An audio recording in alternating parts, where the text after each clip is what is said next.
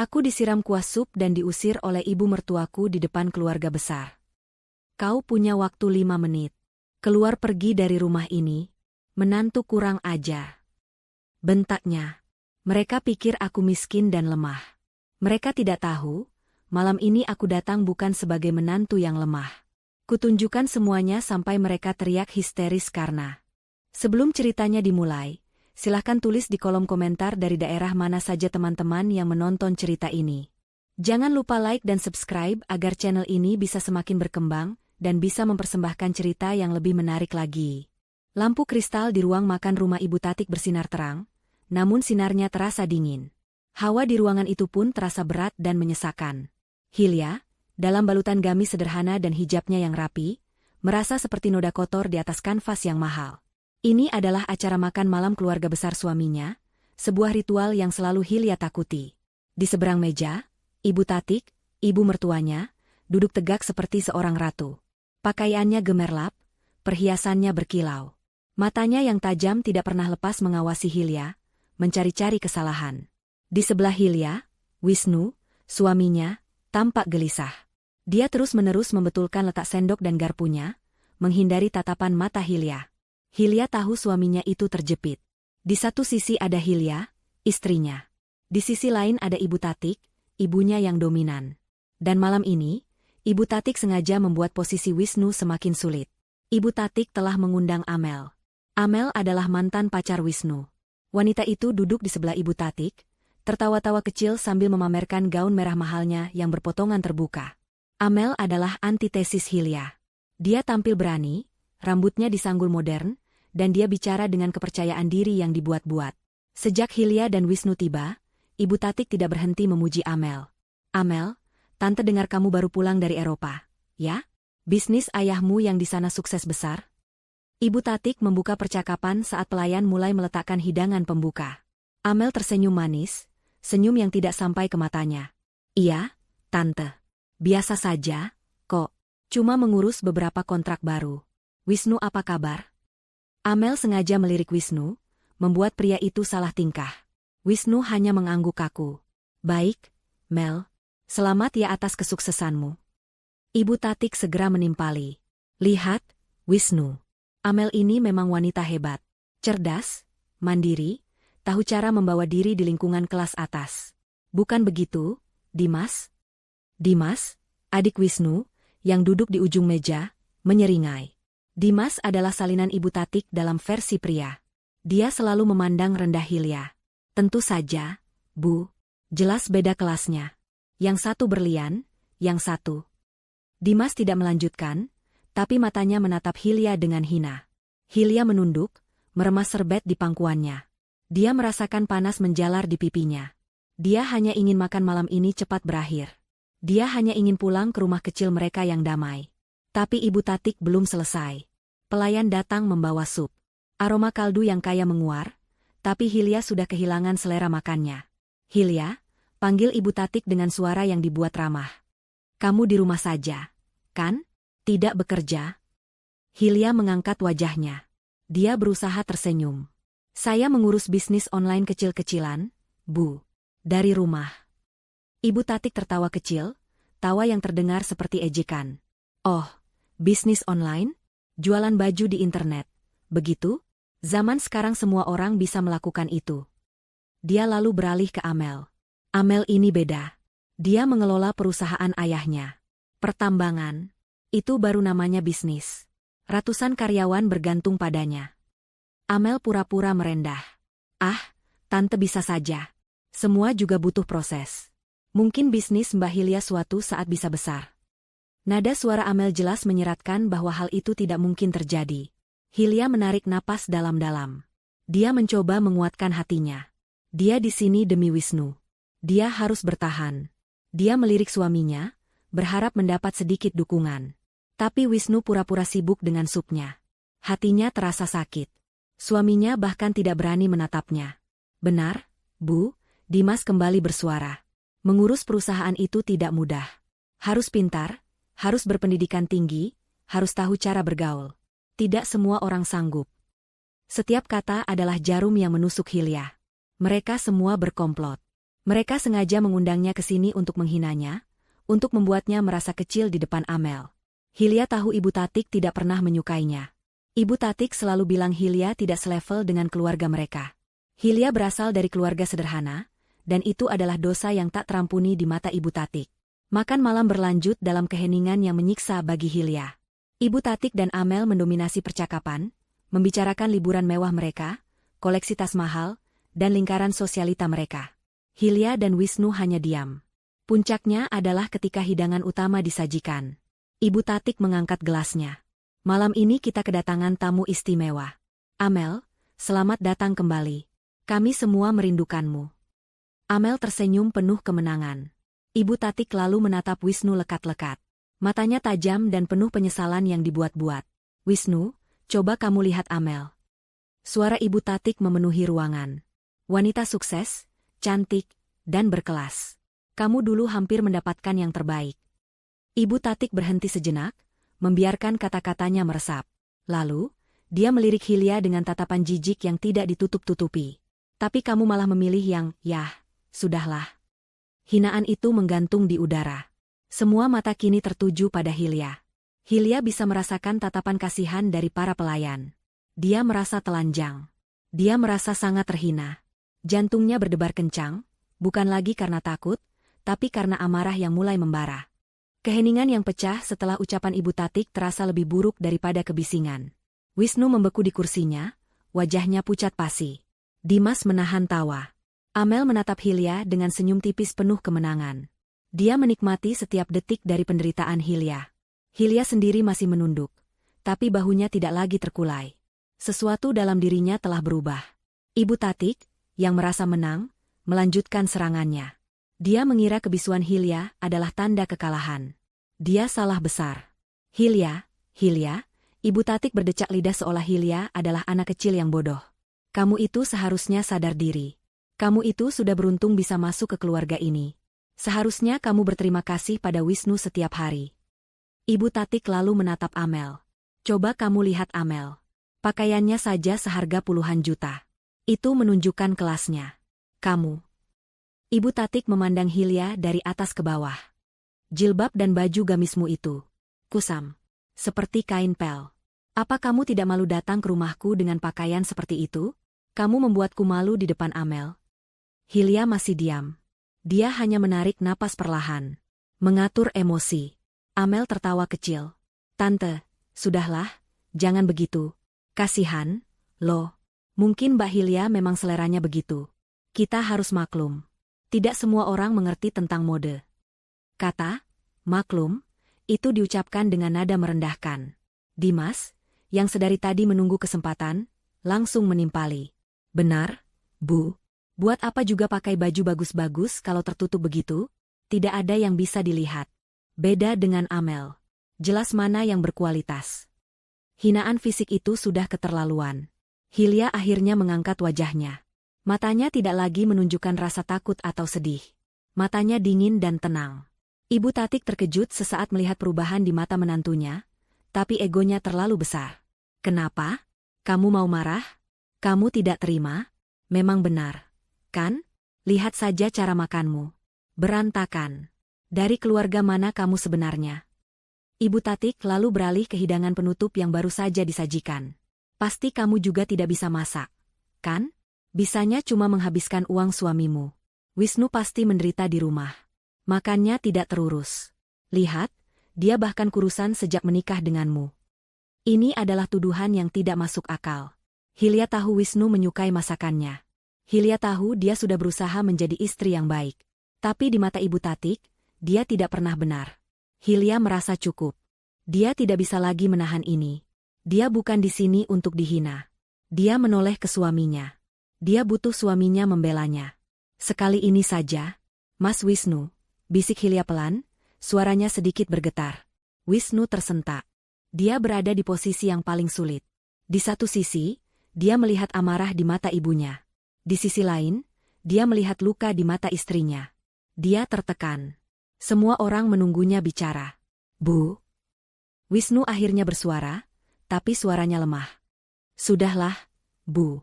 Kita sedang makan. Hanya itu. Bukan pembelaan. Bukan teguran keras untuk ibunya. Hanya sebuah permintaan lemah agar pertengkaran ini berhenti. Jawaban itu adalah kesalahan fatal. Bagi Hilya, jawaban itu adalah tanda bahwa suaminya telah menyerah. Bagi Ibu Tatik, jawaban itu adalah tanda pemberontakan. Lemah. Ibu Tatik menggebrak meja. Piring dan gelas berdentang keras. Semua orang terlonjak kaget. Wajah Ibu Tatik merah padam karena marah. Kamu lemah, Wisnu. Sama seperti istrimu, teriak Ibu Tatik, menunjuk wajah putranya. Beraninya kamu membela dia di depanku? Setelah semua yang aku berikan padamu, kamu lebih memilih perempuan miskin ini daripada ibumu sendiri. Bu, bukan begitu. Wisnu mencoba membantah. Diam, potong Ibu Tatik. Aku yang bicara. Kamu lihat apa yang sudah kamu lakukan? Kamu membawa bencana ke keluarga ini. Kamu membawa perempuan tidak tahu diuntung ini ke rumahku. Ibu Tatik kini berdiri. Matanya melotot ke arah Hilya. Amarahnya sudah tidak terkendali. Dia merasa Wisnu telah direbut darinya oleh perempuan yang dia anggap rendah ini. Seharusnya dulu kamu nikahi Amel, jerit Ibu Tatia. Dia yang pantas. Dia yang sederajat. Kalau kamu menikah dengan Amel, hidup kita pasti terhormat. Perusahaan ayahmu tidak akan kesulitan. Bukan malu seperti ini. Ibu Tatik menatap Hilya dengan kebencian murni. Lihat dia. Dia tidak pantas duduk di meja ini. Dia tidak pantas menyandang nama keluarga kita. Dia hanya benalu. Hilya menunduk. Genggaman tangannya di bawah meja semakin erat. Kukunya memutih. Dia sudah mencapai batas kesabarannya. Dia sudah memberi terlalu banyak toleransi. Dia sudah terlalu lama diam. Malam ini, semua akan berakhir. Hilya mengangkat wajahnya. Mata yang tadinya penuh luka kini terlihat kosong. Namun di baliknya ada api yang baru saja menyala. Dia tidak lagi peduli dengan Amel. Dia tidak lagi peduli dengan Dimas. Dia hanya menatap lurus ke arah ibu mertuanya, Ibu Tatik. Keheningan di meja itu begitu pekat, seolah semua orang menahan napas. Cukup, Bu, ucap Hilya. Suaranya tidak keras, tidak juga bergetar. Suara itu tenang, datar, dan dingin. Begitu dinginnya hingga membuat bulu kuduk semua orang berdiri. Itu bukan suara Hilya yang mereka kenal. Itu bukan suara menantu penurut yang selalu menunduk. Ibu Tatik tertegun sejenak. Dia tidak menyangka Hilya akan bersuara. Apa katamu? Desisnya. Saya bilang, cukup, ulang Hilya. Dia perlahan meletakkan sendok dan garpunya di atas piring. Ibu boleh menghina saya. Ibu boleh merendahkan keluarga saya. Saya sudah diam selama 2 tahun. Tapi malam ini, ibu sudah keterlaluan. Hilya, jaga bicaramu, bentak Wisnu, panik. Dia mencoba meraih tangan istrinya, tapi Hilya menarik tangannya lebih dulu. Diam, Mas, kata Hilya, masih tanpa menatap suaminya. Selama ini aku diam demi kamu. Tapi kamu tidak pernah membelaku. Sekalipun tidak. Wajah Ibu Tatik memerah, dari merah pada menjadi ungu karena amarah. Dia tidak pernah dibantah seumur hidupnya. Apalagi oleh menantu perempuan yang dia anggap sampah. Beraninya kau bicara seperti itu padaku. Di rumahku. Anak miskin tidak tahu diuntung. Saya memang miskin saat menikah dengan Mas Wisnu. Bu, Hilya mengakuinya dengan tenang. Saya tidak punya apa-apa selain harga diri. Dan malam ini, ibu mencoba mengambil satu-satunya yang saya punya itu. Ibu memanggil saya benalu. Hilya akhirnya menatap mata Ibu Tatik. Tapi ibu tahu, benalu yang sebenarnya adalah orang yang hidup dalam kemewahan tapi tidak sadar kalau dia sedang tenggelam dalam utang. Ucapan itu adalah tamparan keras. Ibu Tatik terbelalak. Dia tidak mengerti bagaimana Hilya bisa tahu. Amel dan Dimas saling berpandangan, bingung. Kurang ajar. Kemarahan Ibu Tatik akhirnya meledak. Dia sudah kehilangan akal sehatnya. Dia melihat mangkuk sup di depannya yang masih sedikit hangat. Dengan gerakan cepat, dia menyambar mangkuk itu dan melemparkan seluruh isinya tepat ke wajah Hilya. Ah. Jeritan kaget bukan datang dari Hilya. Jeritan itu datang dari pelayan dan beberapa anggota keluarga lain yang ketakutan. Wisnu terlonjak berdiri. Ibu. Hilya hanya memejamkan mata saat kuah sup kental itu menghantam wajahnya. Hijabnya yang berwarna krem seketika basah kuyup dan ternoda. Kuah itu menetes ke gamisnya. Rasa perih dan panas menjalar di pipinya, tapi tidak seperih rasa sakit di hatinya selama ini. Ruangan itu hening seketika. Hanya terdengar suara kuah sup yang menetes dari dagu Hilya ke atas meja. Ibu Tatik berdiri dengan napas terengah-engah, tangannya gemetar karena amarahnya sendiri. Dia puas melihat Hilya dalam keadaan hina. "Pergi," teriaknya. "Beraninya kau melawan aku. Kau pikir kau siapa? Kau punya waktu 5 menit. Keluar dari rumah ini, menantu kurang ajar." Hening. Hilya tidak bergerak selama beberapa detik. Lalu, dengan sangat perlahan, dia membuka matanya. Tidak ada air mata. Tidak ada kemarahan. Hanya ada kekosongan yang menakutkan. Perlahan, dia berdiri. Semua mata tertuju padanya.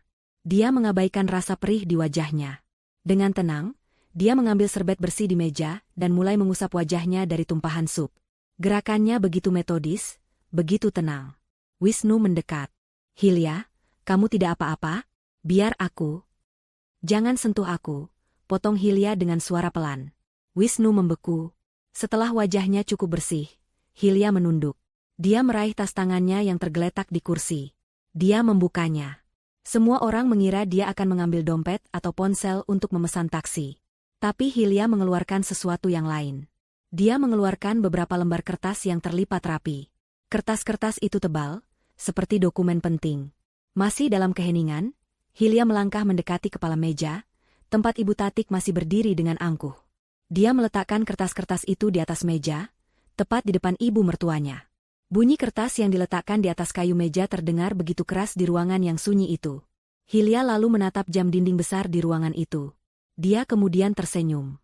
Senyum tipis yang sangat mengerikan. "Baik, Bu," katanya dengan suara yang jelas terdengar oleh semua orang. "Ini sudah 5 menit. Dan 5 menit yang lalu, Anda sudah kehilangan semua yang menjadi milik Anda." Wajah Ibu Tatik pucat pasi. Histerianya tiba-tiba lenyap, digantikan oleh kebingungan dan rasa takut yang samar. "Apa maksudmu? Kertas apa itu?" tanyanya, suaranya sedikit bergetar. Dia mencoba terdengar marah, tapi gagal. Hilya tidak menjawab. Dia hanya menunjuk kertas paling atas dengan telunjuknya. "Silakan dibaca, Bu." Dimas, yang merasa ada yang tidak beres, segera bergerak maju. "Apa ini? Jangan main-main di rumah kami." Dia mencoba merebut kertas itu.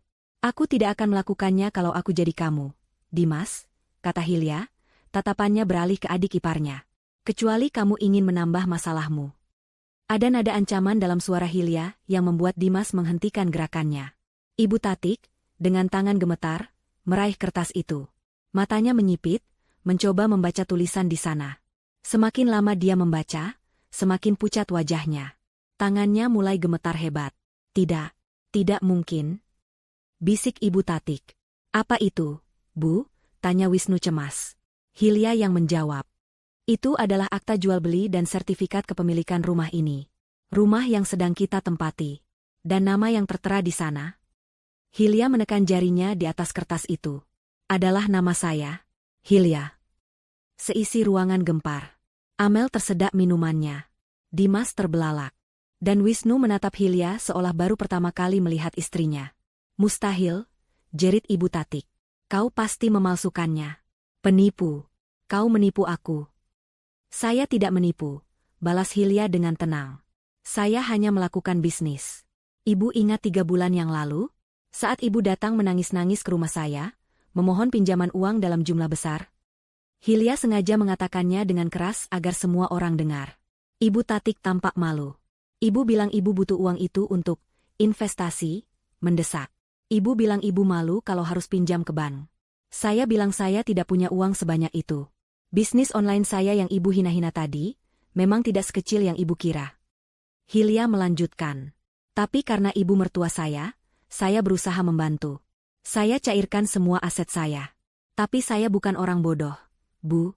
Saya minta jaminan. Dan ibu, dengan sangat percaya diri, menawarkan rumah ini sebagai jaminan. Ibu menandatangani perjanjian pinjaman di atas materai, lengkap dengan klausa bahwa jika ibu gagal bayar dalam 90 hari, aset jaminan ini jatuh ke tangan saya." Ibu Tatik lemas. Kakinya tidak kuat menopang tubuhnya. Dia jatuh terduduk di kursinya. "Dan hari ini," lanjut Hilya sambil melirik kalender di ponselnya, "adalah hari ke-90. Hari ini adalah batas waktu pelunasannya. Saya sudah menunggu transfer dari ibu sejak pagi. Tapi tidak ada." Kau menjebakku," desis Ibu Tatik. "Saya menjebak ibu?" Hilya tertawa sinis. Ibu yang datang pada saya. Ibu yang menandatangani suratnya.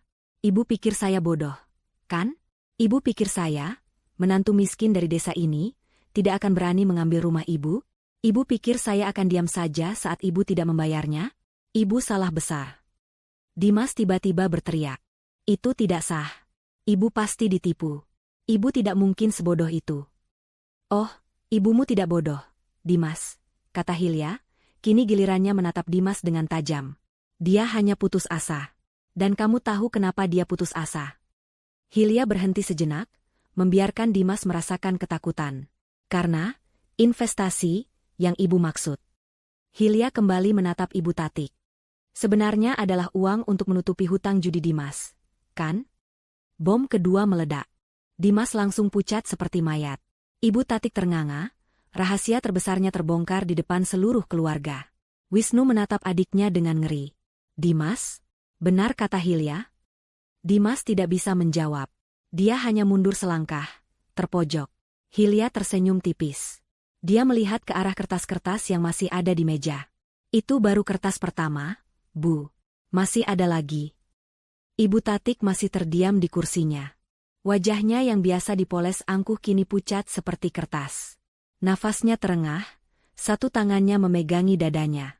Guncangan dari terungkapnya rahasia Dimas, ditambah dengan kehilangan rumah yang menjadi simbol statusnya, hampir membuatnya pingsan. Dimas sendiri sudah terduduk di lantai, bersandar di kaki kursi, menatap kosong ke depan. Dia sudah hancur. Seluruh keluarga besar yang hadir hanya bisa membisu, terpaku pada drama yang terjadi di depan mata mereka. Mereka datang untuk makan malam, mereka malah disuguhkan sebuah pembantaian sosial. Hilya berdiri dengan tenang di tengah kekacauan itu. Wajah dan hijabnya masih ternoda sisa kuah sup. Noda itu, alih-alih membuatnya terlihat hina, kini malah tampak seperti ket perang seorang pejuang. Dia membiarkan keheningan itu berlangsung selama beberapa saat, membiarkan Ibu Tatik dan Dimas merasakan kehancuran mereka sepenuhnya. Itu baru soal rumah, Bu, kata Hilya, suaranya kembali membelah keheningan. Itu baru jaminan atas hutang pribadi putra kesayangan ibu. Perkataan Hilya itu menarik perhatian semua orang kembali padanya. Bahkan Ibu Tatik, yang setengah pingsan, mengangkat kepalanya dengan tatapan ngeri. Baru? Apalagi? Hilya menatap kertas kedua di atas meja. Kertas itu lebih tebal, sebuah bundel dokumen yang dijilid rapi. Rumah ini, lanjut Hilya, memang besar. Mewah. Tapi ibu dan saya sama-sama tahu, ini bukan sumber kekayaan ibu. Ini hanya simbol. Yang menjadi sumber kekayaan keluarga ini adalah perusahaan. Saat Hilya menyebut kata perusahaan, Amel, yang sedari tadi hanya dia mengamati dengan senyum sinis, tiba-tiba menegakkan duduknya. Senyumnya sedikit memudar. Matanya yang tadi meremehkan kini menajam, penuh perhitungan. Dia merasa ada sesuatu yang keluar dari skenarionya. Hilya memperhatikan perubahan sikap Amel itu dan tersenyum dalam hati. Akhirnya, sang dalang utama menunjukkan ketertarikannya. Perusahaan peninggalan almarhum ayah, kata Hilya, kini gilirannya menatap Wisnu, yang berdiri kaku di samping kursi ibunya. Kebanggaan keluarga. Yang ibu gunakan untuk membiayai gaya hidup mewah ibu. Yang Dimas gunakan sebagai bank pribadinya. Tutup mulutmu, desis Dimas dari lantai. Kau tidak tahu apa-apa soal perusahaan. Oh, aku tahu, balas Hilya ringan. Aku tahu lebih banyak dari yang kalian semua duga. Aku tahu perusahaan itu sedang diambang kehancuran. Ibu Tatik tertawa. Tawa yang kering dan histeris. Bohong. Kau mengada-ada. Perusahaan baik-baik saja. Wisnu yang mengurusnya. Apakah Wisnu yang mengurusnya? Hilya bertanya retoris. Atau Wisnu hanya sibuk menutupi jejak kalian berdua? Aku tahu perusahaan itu punya hutang yang menumpuk di Ban Merpati, Ban Elang, dan Ban Garuda. Aku tahu 3 supplier terbesarnya sudah mengancam akan menuntut Pilot karena tagihan yang tidak dibayar selama 6 bulan. Aku tahu bahwa minggu depan, hari Selasa tepatnya, Ban Merpati akan mengirimkan surat sita jaminan atas pabrik utama. Setiap kata yang diucapkan Hilya adalah fakta. Fakta yang hanya diketahui oleh lingkaran terdalam keluarga. Wajah Ibu Tatik berubah dari pucat menjadi kelabu. Wisnu memejamkan matanya, seolah menahan sakit. Bagaimana kau tahu semua itu? Bisik Ibu Tatik. Karena, kata Hilya, dia kini mengambil bundel dokumen kedua itu dan meletakkannya dengan keras di atas piring Ibu Tatik, menggeser sisa-sisa makanan mahal di sana. Ini adalah dokumen yang menyatakan bahwa seluruh aset perusahaan keluarga kini berada di bawah kendali saya. Jika bom pertama adalah granat, ini adalah bom nuklir. Tidak, teriak Ibu Tatik. Tidak mungkin. Kau bohong. Saya tidak berbohong, Bu, kata Hilya. Silakan dibaca. Atau perlu saya bacakan? Hilya mengambil lembar paling atas. Dokumen pengalihan piutang.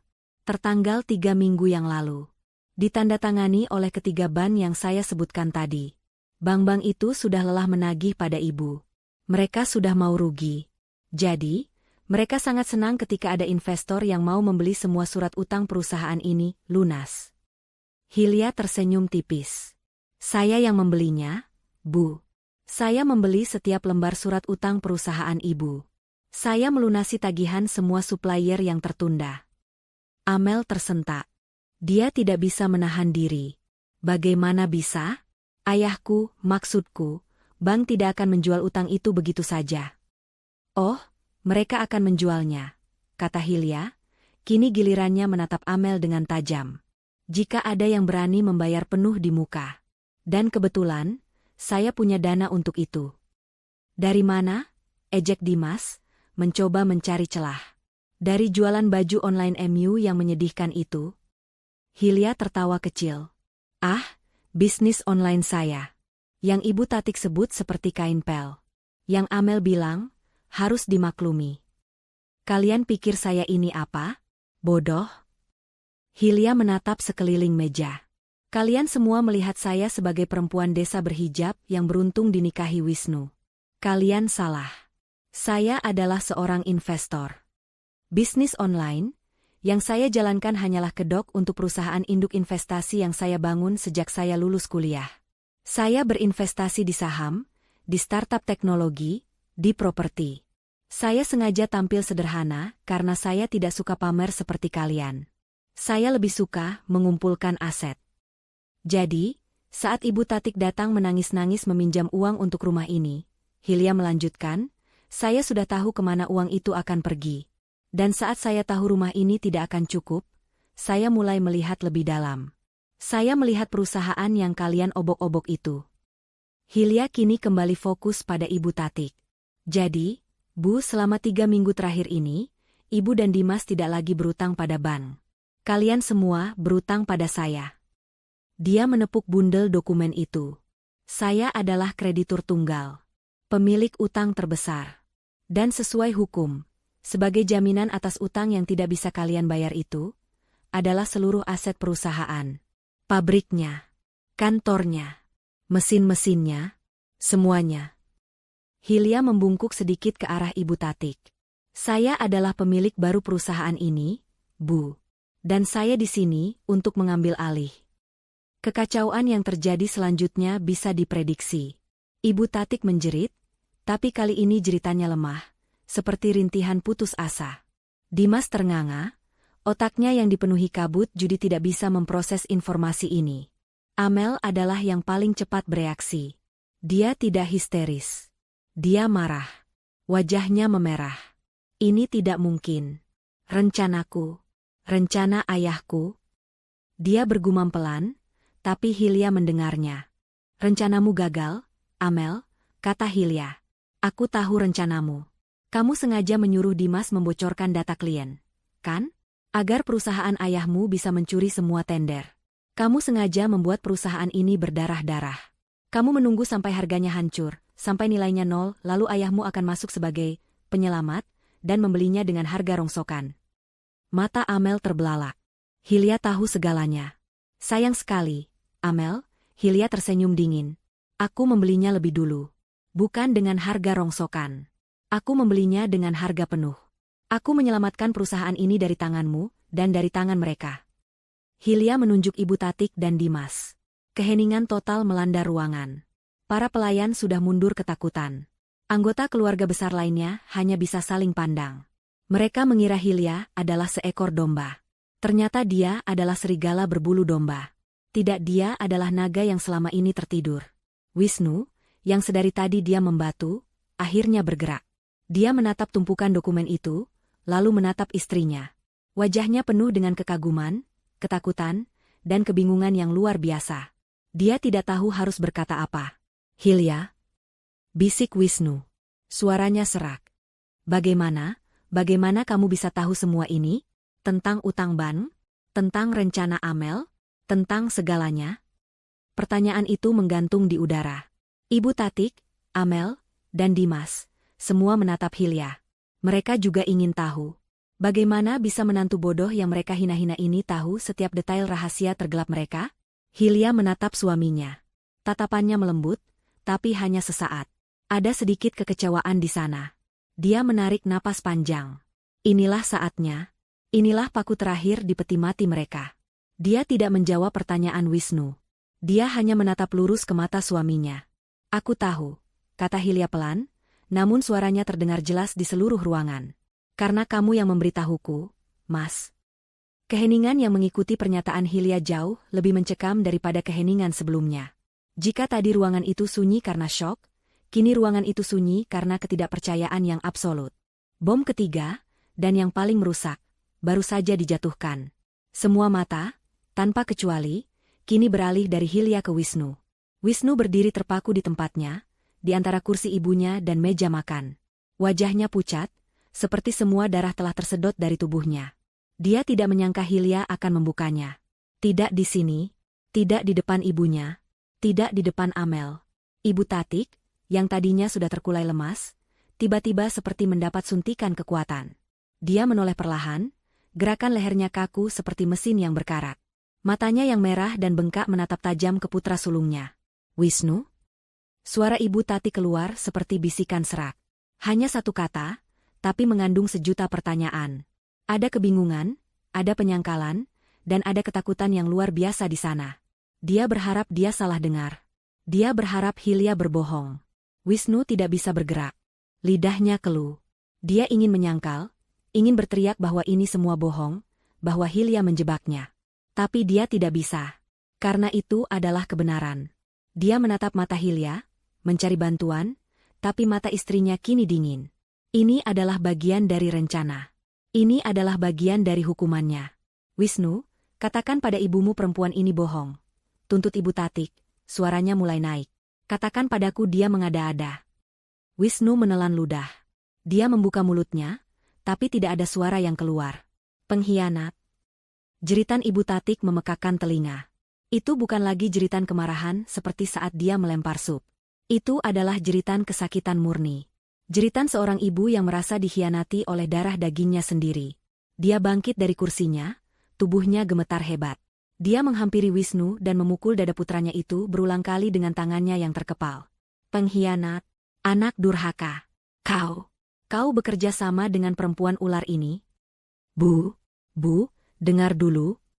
Wisnu mencoba menahan tangan ibunya, tapi tenaganya terlalu lemah dibandingkan amukan ibunya. "Apa yang mau aku dengar?"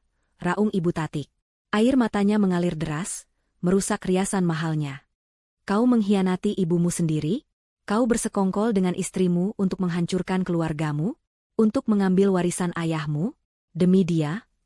Ibu Tatik menunjuk Hilya dengan jari gemetar. "Demi perempuan miskin tidak tahu diri ini." "Dia istriku, Bu," balas Wisnu, suaranya akhirnya keluar, lebih keras dari yang dia duga. "Dan aku ibumu," jerit Ibu Tatik. "Aku yang melahirkanmu.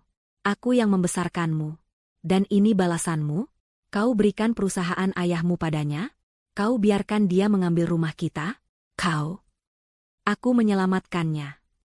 Teriakan Wisnu menghentikan pukulan ibunya. Keheningan kembali turun, lebih berat dari sebelumnya. Wisnu menatap ibunya dengan tatapan yang belum pernah dilihat Ibu Tatik seumur hidupnya. Tatapan yang penuh dengan kemarahan, kekecewaan, dan penderitaan yang terpendam selama bertahun-tahun. "Aku bukan menghancurkannya, Bu," kata Wisnu, suaranya kini bergetar menahan emosi.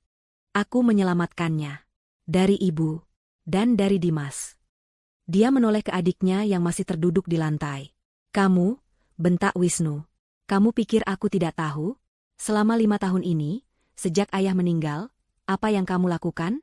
Kamu merampok perusahaan. Kamu memalsukan laporan. Kamu mengambil uang untuk judi. Hutangmu miliaran, Dimas. Miliaran. Kamu pikir aku bodoh? Dimas hanya bisa menunduk ketakutan. Lalu, Wisnu kembali menatap ibunya.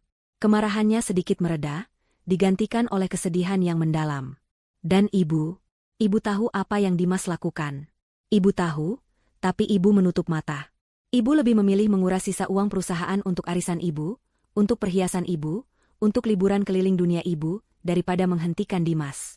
Ibu ikut menghancurkannya. Wisnu, jaga bicaramu, desis Ibu Tatik, tapi suaranya tidak lagi sekuat tadi. Kenapa, Bu? Ibu tidak suka mendengar kebenaran? Wisnu tertawa pahit. Aku sudah mencoba. Tuhan tahu aku sudah mencoba. Berkali-kali aku memohon pada ibu untuk berhenti boros. Berkali-kali aku memperingatkan Dimas. Tapi apa jawaban ibu? Ibu bilang aku pelit. Ibu bilang aku anak yang tidak tahu berterima kasih. Ibu membanding-bandingkan aku dengan Amel. Wisnu menunjuk Amel, yang kini hanya dia menonton, wajahnya tegang.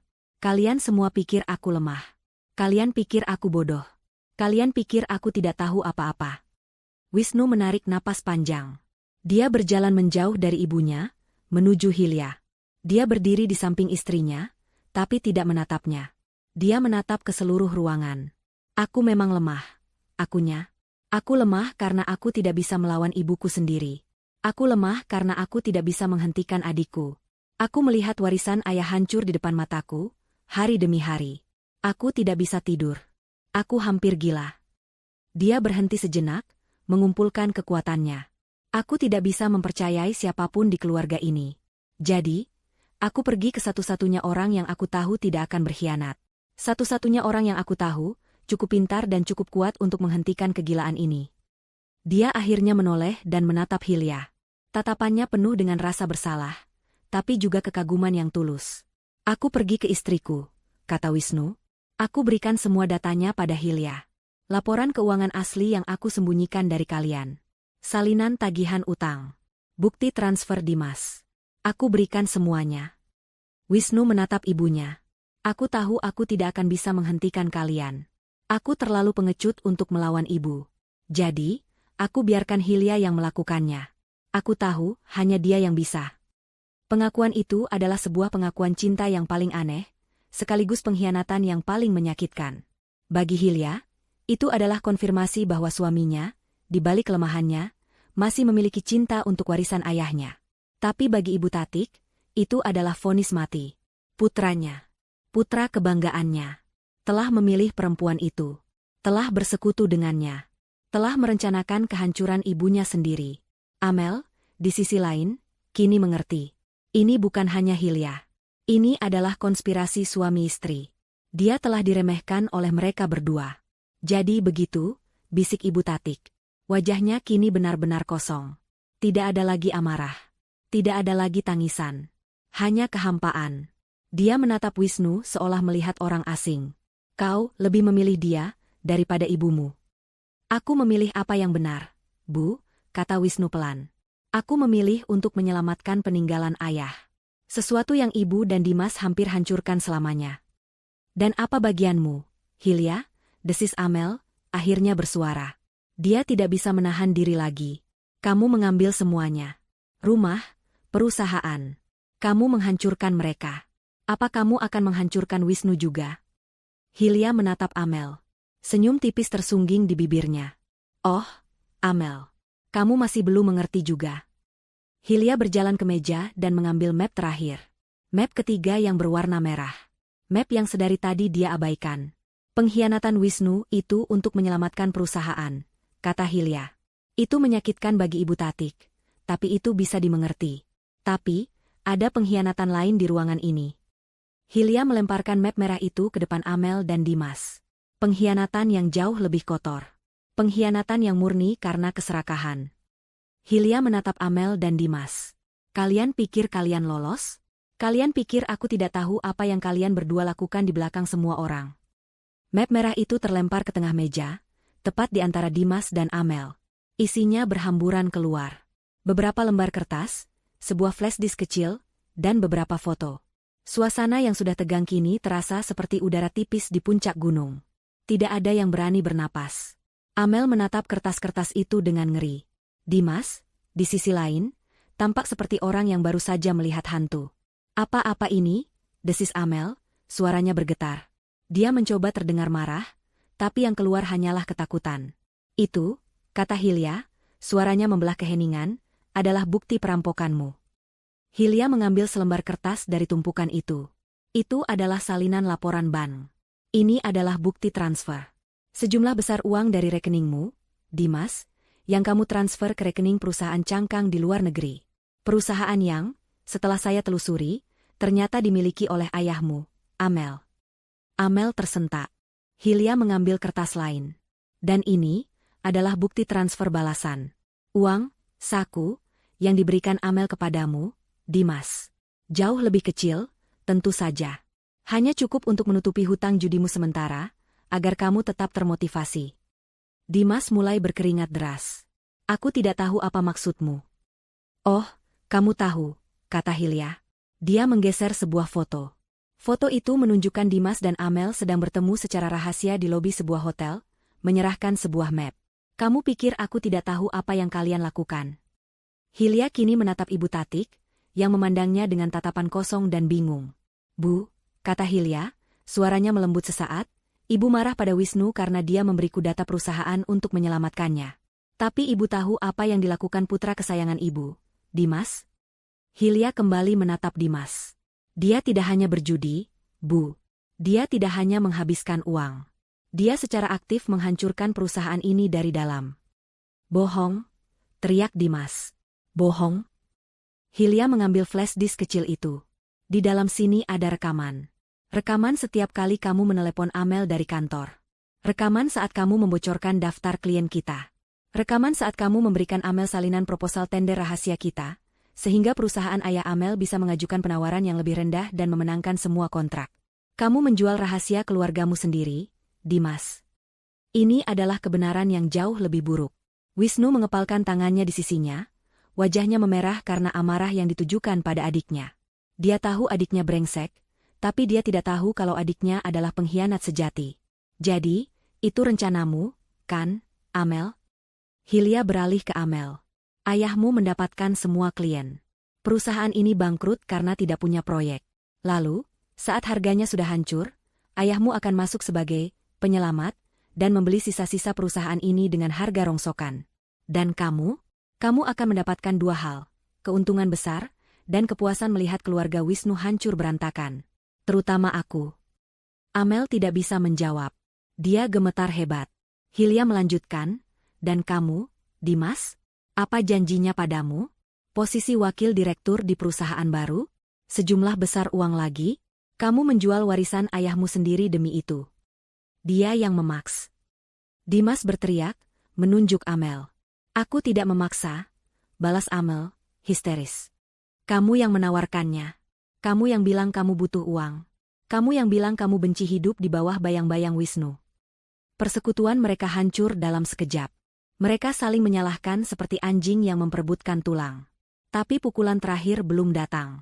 Pukulan itu ditujukan untuk Ibu Tatik. Ibu Tatik, yang sedari tadi diam membatu, akhirnya menemukan suaranya. Tapi suara itu bukan ditujukan pada Amel atau Hilya. Dia menatap Dimas, putra yang selalu dia bela, yang selalu dia banggakan, yang hutang judinya baru saja dia tutupi dengan menggadaikan rumahnya pada Hilya. "Dimas," bisik Ibu Tatik. Suaranya serak. "Jadi, uang yang Ibu berikan padamu, rumah yang Ibu gadaikan, itu semua sia-sia?" Dimas tidak berani menatap ibunya. Kamu biarkan Ibu menghina Hilya," lanjut Ibu Tatik, air matanya mulai mengalir lagi, tapi kali ini bukan karena amarah. Ini adalah tangisan kehancuran. "Kamu biarkan Ibu menghina Wisnu? Kamu biarkan Ibu melempar sup sementara kamu yang merampok kami semua?" Kesadaran itu menghantam Ibu Tatik seperti kereta barang. Putra yang dia bela adalah ular berbisa di dalam rumahnya. Putra yang dia salahkan, Wisnu, adalah orang yang berusaha menyelamatkannya. Dan menantu perempuan yang dia hina, Hilya, adalah satu-satunya yang cukup pintar untuk melihat semuanya. Tidak, tidak. Ibu Tatik memegangi kepalanya. Kamu pikir aku tidak tahu rencanamu? Kata Hilya pada Amel. Kamu pikir aku bodoh? Sejak aku melihat namamu di daftar tamu undangan makan malam ini, aku tahu ini bukan kunjungan biasa. Kamu tidak akan datang jika kamu tidak merasa akan menang. Hilya tersenyum dingin. Kamu salah bermain dengan orang, Amel. Kamu pikir kamu sedang bermain catur, padahal aku sudah mengambil alih seluruh papan caturnya. Hilya mengambil ponselnya. Dan semua bukti ini, rekaman, transfer bank, email, bukan hanya untuk drama keluarga, Amel, Dimas. Ini adalah penipuan, penggelapan dana, kejahatan korporasi. Ini cukup untuk memenjarakan kalian berdua. Amel menjerit tertahan. Dimas ambruk ke lantai, tubuhnya terkulai lemas. Ibu Tatik menatap kekacauan di depannya. Putra kesayangannya seorang kriminal. Mantan calon menantu idamannya seorang penipu. Putra sulungnya telah bersekutu dengan menantunya. Dan menantunya kini memiliki segalanya. Rumahnya, perusahaannya, dan rahasia semua orang. Beban itu terlalu berat. Aarg. Ibu Tatik memegang dadanya. Matanya terbelalak, lalu memutar ke atas. Tubuhnya terkulai lemas di kursi, pingsan. Kekacauan total pecah. Ibu, teriak Wisnu, panik. Di tengah semua itu, Hilya berdiri tegak. Wajah dan hijabnya masih ternoda kuasup, tapi matanya bersinar dengan kemenangan yang dingin dan absolut. Jeritan panik Wisnu memanggil ibunya menggema di ruang makan. Beberapa pelayan berlari masuk, tergagap melihat kekacauan di meja makan. Dimas masih terkulai di lantai, merata pelan, tidak peduli pada ibunya yang pingsan. Amel, di sisi lain, wajahnya pucat pasi. Dia meraih ponselnya di atas meja, jemarinya yang gemetaran panik mencoba menelepon seseorang. Ayahnya, pengacaranya, siapapun. Hilya, satu-satunya orang yang tenang di ruangan itu, menghela napas panjang. Drama sudah selesai, sekarang saatnya membereskan. Wisnu, kata Hilya, suaranya tegas namun tidak panik. Bawa ibumu ke kamarnya. Suruh pelayan ambilkan air dan kompres. Dia tidak apa-apa, dia hanya syok. Perkataan Hilya yang tenang menyadarkan Wisnu. Dia mengangguk kaku, lalu bersama seorang pelayan, dia membopong tubuh lemas Ibu Tatik keluar dari ruang makan. Hatinya mungkin hancur melihat ibunya, tapi pikirannya jernih. Dia tahu siapa yang memegang kendali sekarang. Saat Wisnu menghilang di tikungan koridor, Hilya mengalihkan perhatiannya. Pertama, dia menatap Amel yang masih panik dengan ponselnya. Aku rasa kamu tidak bisa menelepon siapapun. Amel, kata Hilya. Jangan halangi aku. Kamu tidak punya hak, bentak Amel. Hilya tersenyum. Benarkah? Coba cek sinyalmu. Amel menatap layar ponselnya. Tidak ada sinyal. Sama sekali. Apa yang kamu lakukan? Rumah ini milik saya, kata Hilya sambil mengetukkan jarinya di meja. Dan saya baru saja mengaktifkan signal jammer yang saya pasang di ruangan ini seminggu yang lalu. Saya tahu akan ada drama malam ini, saya hanya tidak mau ada yang menelepon polisi atau pengacara sebelum saya selesai bicara. Ketakutan murni kini terlihat di mata Amel. Dia terjebak. Hilya lalu berjalan ke pintu utama ruang makan. Dia membukanya. Di luar, telah berdiri dua pria berbadan besar, mengenakan setelan jas hitam rapi. Mereka bukan penjaga rumah Ibu Tatik. Mereka adalah orang-orang Hilya.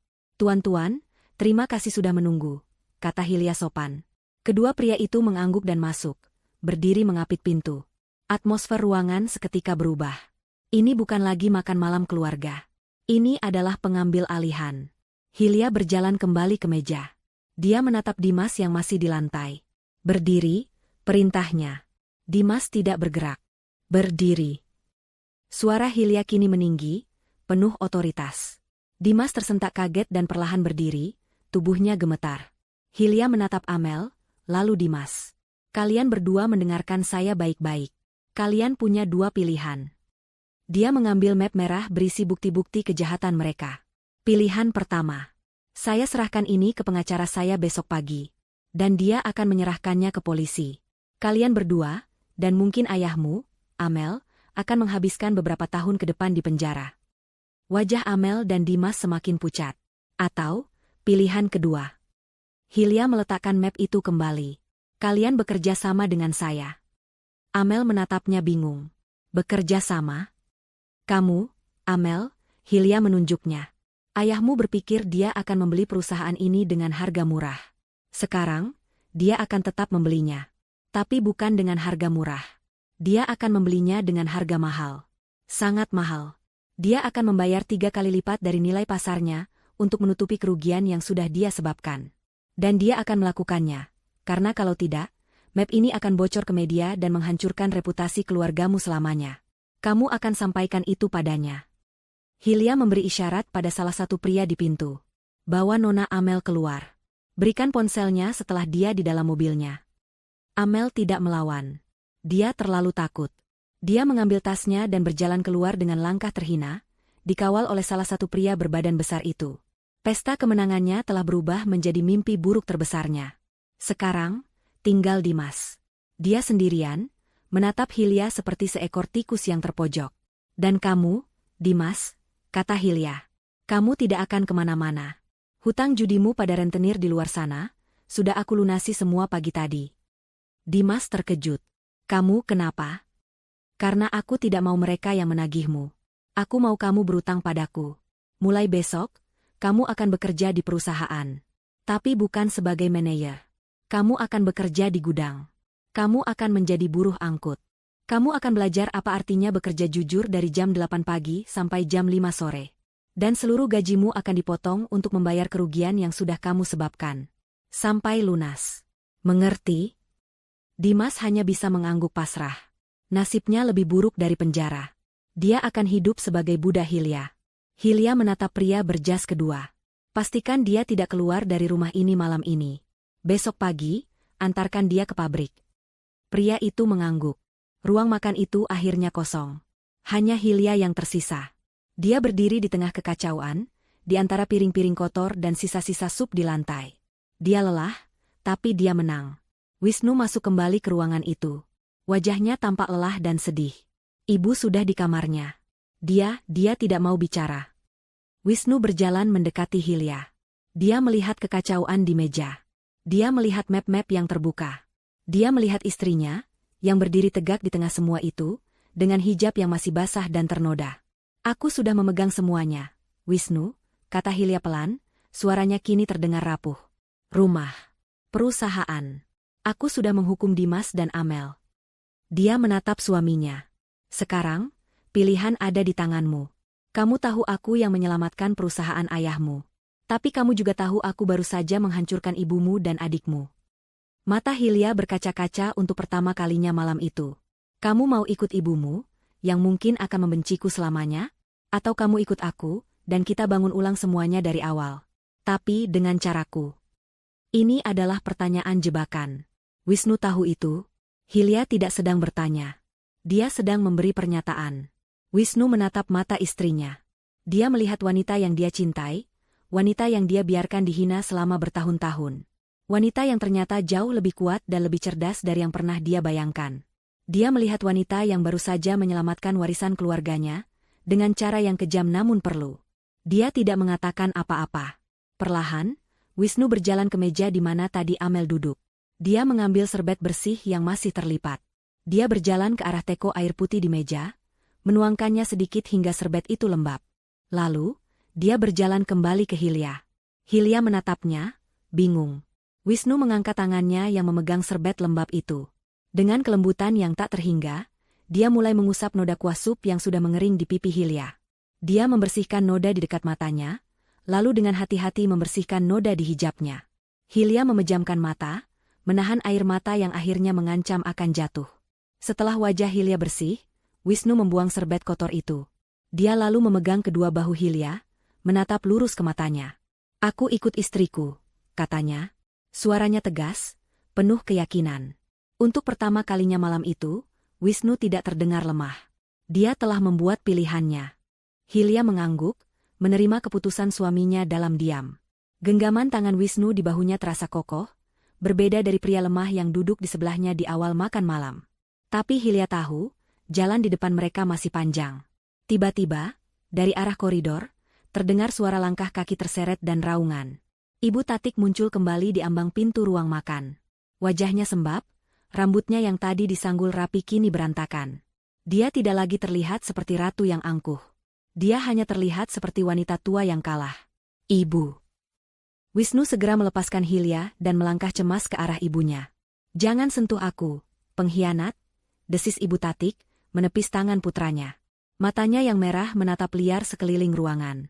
Dia melihat Dimas yang sedang diawasi oleh penjaga Hilya di sudut. Dia melihat meja yang berantakan. Dan dia melihat Hilya, berdiri tegak di samping suaminya. Tidak. Bisik Ibu Tatik, rasa syoknya kini berubah menjadi delusi penyangkalan. Ini tidak nyata. Ini rumahku. Ini perusahaanku. Dia menunjuk Hilya dengan jari gemetar. Kau, perempuan ular. Kau merencanakan ini semua. Kau mengambil semuanya dariku. Saya tidak mengambil apa yang bukan hak saya, Bu, kata Hilya dengan tenang.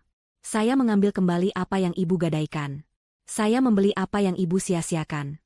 Ibu sendiri yang memberikan semuanya pada saya. Ini rumahku. Ibu Tatik menjerit lagi, nadanya semakin histeris. Aku yang berkuasa di sini. Kau yang harus pergi. Keluar dari rumahku.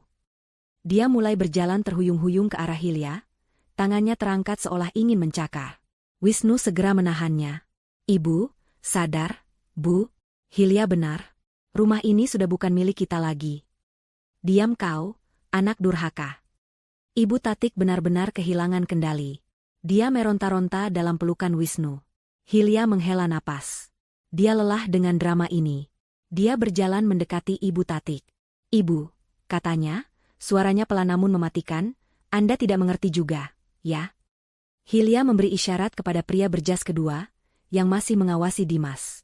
Pria itu mengangguk dan berjalan ke arah Ibu Tatik. Mulai malam ini, kata Hilya, Anda bukan lagi pemilik rumah. Anda adalah tamu. Tamu yang menumpang di properti saya. Dan sebagai tamu, Anda harus mengikuti aturan saya. Aturan? Kau berani membuat aturan untukku? Ya, kata Hilya. Aturan pertama, Anda tidak boleh lagi bersuara keras di rumah ini. Aturan kedua, Anda akan pindah kamar. Hilya menatap Ibu Tatik lekat-lekat. Kamar utama itu akan saya tempati bersama Wisnu. Anda?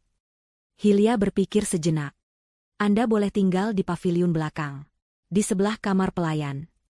Mata Ibu Tatik terbelalak ngeri. Paviliun belakang. Tempat itu kecil, panas, dan biasanya hanya digunakan untuk gudang atau kamar supir cadangan. Itu adalah penghinaan terbesar. Tidak, tidak. Hilya, jangan lakukan ini padaku. Suara Ibu Tatik berubah dari marah menjadi memohon. Aku ibumu, ibu mertuamu. Ibu mertua yang baru saja melempar wajah saya dengan sup panas, potong Hilya dingin. Ibu mertua yang baru saja mengusir saya dan memberi saya waktu 5 menit. Hilya menatap jam dinding.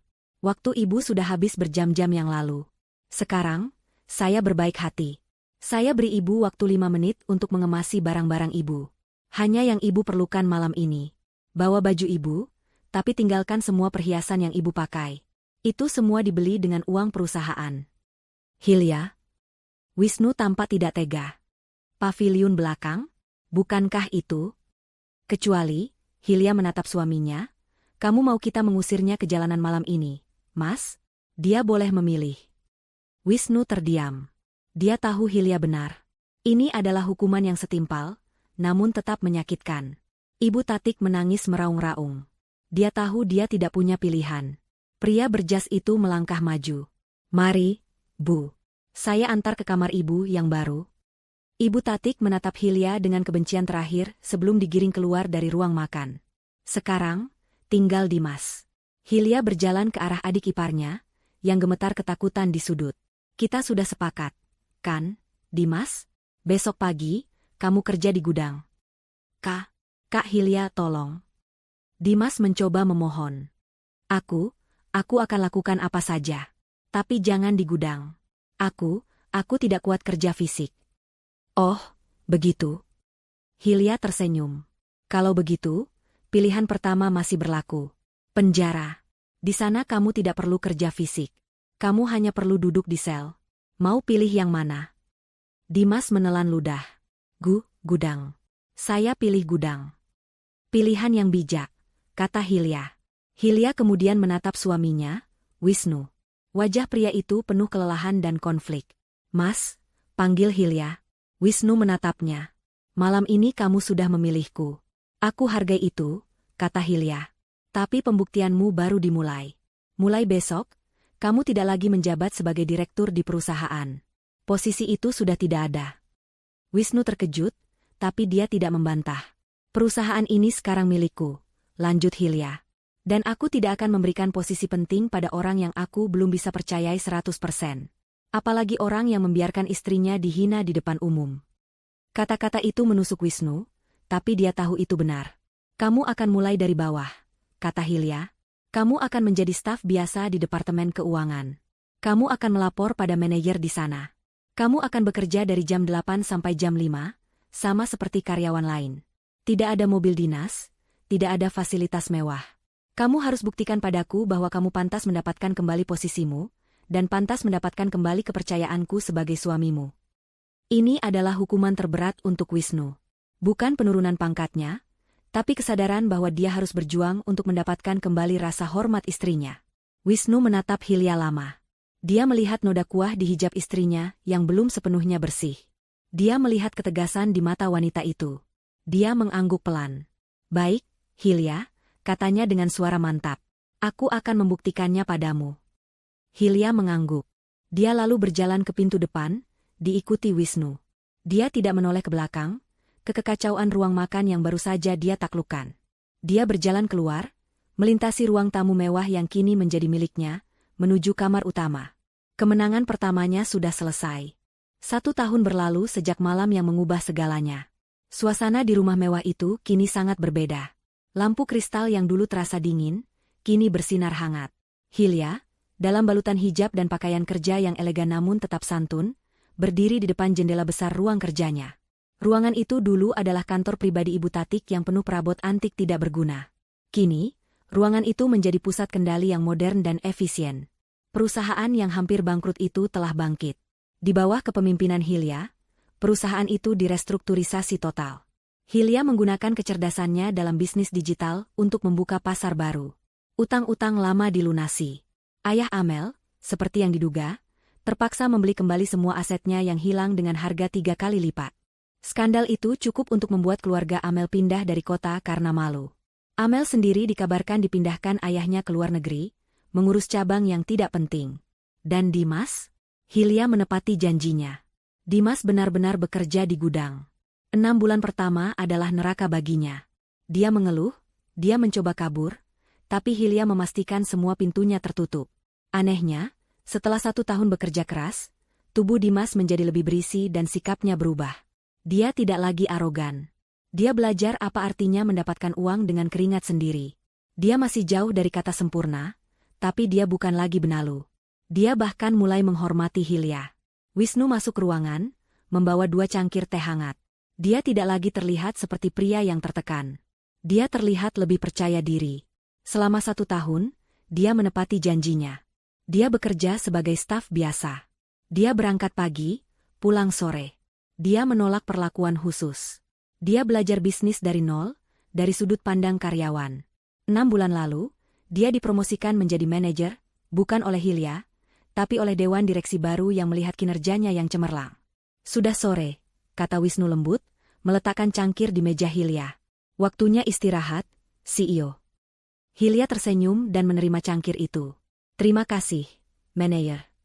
Keduanya tertawa kecil. Hubungan mereka telah berubah total.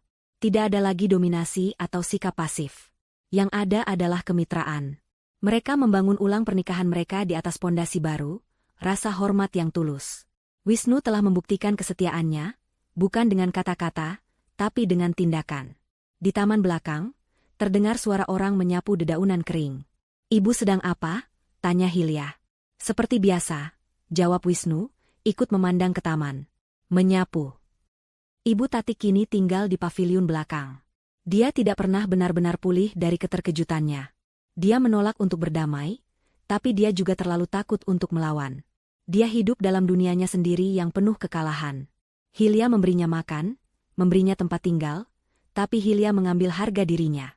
Setiap hari, Ibu Tatik akan duduk di teras paviliun, memandangi rumah utama yang dulu miliknya, kini dikuasai oleh menantu yang dia hina. Pemandangan paling memuaskan bagi Hilya bukanlah saat dia memimpin rapat besar, atau menandatangani kontrak jutaan dolar. Pemandangan paling memuaskan adalah akhir pekan lalu. Hilya mengadakan acara syukuran besar di rumah itu, mengundang semua karyawan perusahaan. Saat itu, salah satu pelayan baru tidak sengaja menumpahkan minuman di dekat Hilya. Tanpa ada yang menyuruh, Ibu Tatik, yang sedang duduk di sudut taman, refleks berdiri. Dia mengambil lap dari pelayan itu dan mulai membersihkan lantai. Dia melakukannya secara otomatis, seolah dia sudah lupa bahwa dia pernah menjadi nyonya rumah. Dia hanya seorang wanita tua yang menumpang di rumah Hilya. Itulah karma yang sesungguhnya. Bukan penjara, bukan siksaan fisik, tapi sebuah kesadaran abadi akan apa yang telah dia hilangkan, dan kehinaan karena harus hidup bergantung pada belas kasihan orang yang paling dia benci. Wisnu memegang tangan Hilya. "Terima kasih, Hilya." "Untuk apa?" tanya Hilya, bersandar di bahunya. "Karena telah menyelamatkan aku. Menyelamatkan warisan ayah. Dan menyelamatkan aku dari diriku sendiri." Hilya tersenyum. Dia mengangkat gelasnya, bukan gelas sampanye, tapi secangkir teh hangat. Dia mengangkatnya ke arah taman, ke arah matahari terbenam. Kemenangannya telah lengkap. Dia tidak hanya mendapatkan kembali harga dirinya. Dia mendapatkan semuanya.